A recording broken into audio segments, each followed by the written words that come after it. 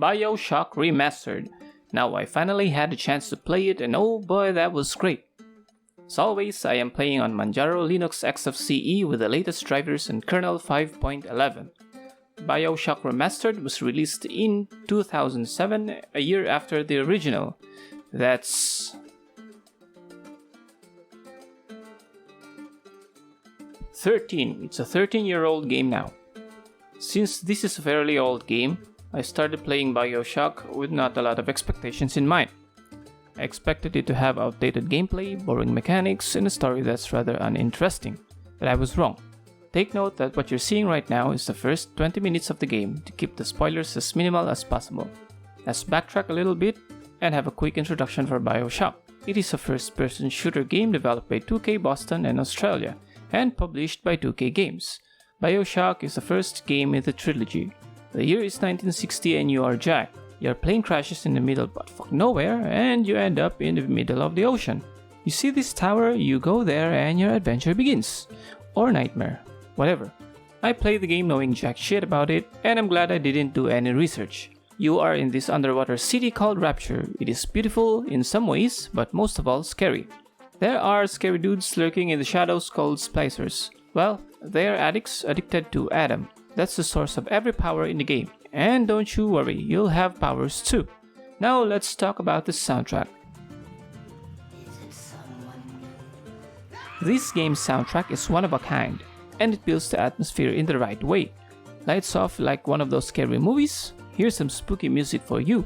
I couldn't count how many times I got scared just because of this goddamn soundtrack. Almost all music from this game is spooky, but that's the whole point of the game world. It is scary, and the soundtrack delivers that in the most effective way, not constantly changing from scary to metal and back to spooky music again. No, the soundtrack has the same flavor overall, that's effective and keeps you on the edge of your seat. The game world design is superb and unique in every way. You have a lot of weapons on your arsenal, but you're gonna have a hard time scouring for ammo, or even money to buy some ammo. The game will tease you some underwater mega buildings all throughout, and it shows how magnificent Rapture was, until shit really hit the fan. And now it's in ruins and everyone's batshit crazy. Exploring the game world is easy since the maps for each level are relatively small. But the challenging part here is the survival.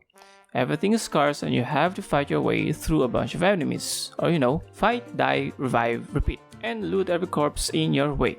The game design is not new. Bioshock clearly borrowed some mechanics from other games like Resident Evil, and it was a great choice. Rapture is a scary place and it deserves to have the feel of a survival game horror in it. You don't really need to reinvent the wheel to have a good game, you just have to implement it better, and Bioshock delivered. The best thing about Bioshock is the plot. It is simple and most of all, suspenseful. Remember how the game started with almost no explanation?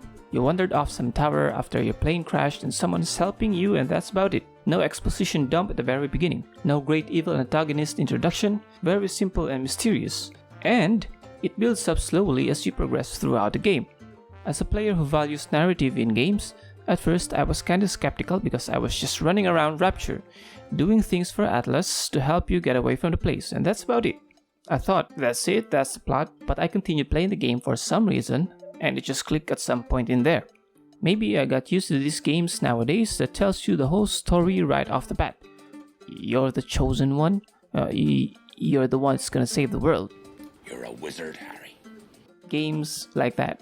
And then Bioshock came in for my early 2021 gaming, and it's a refreshing storyline, and also kinda surprising, because at first I never wanted such a slow-ass game. I still have 2 Bioshock games to play, and hopefully these 2 will deliver the same excitement and surprise like this game did for me. The worst part of Bioshock is the hacking minigame. I hate it and I won't discuss it any further. Reading Steam reviews on the remastered version, and people have been reporting crashes happening here and there. I thought, if this crashes on me multiple times, I am going to uninstall it right away.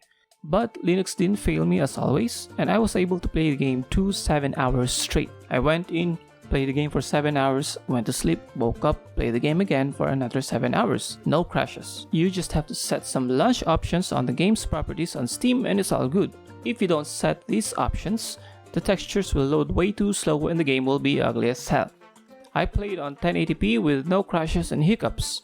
As always, Steam is the best way to play the game on Linux. Just install it, set the launch options, and you're good to go. These options will be at the description down below. Just copy and paste. There are stutters when you enter a new level but immediately disappears after a couple of seconds or more. This is pretty normal for a Windows game running on Linux. This game accumulated a gold rating on ProtonDB. Well, that's about it. Bioshock is an absolute surprise for me this year. Not because I got M. Night Shyamalan by the plot, but because of the game's slow and careful revelation of the whole plot. Like the slow revelation of YouTube's thumbnails because of our slow-ass internet.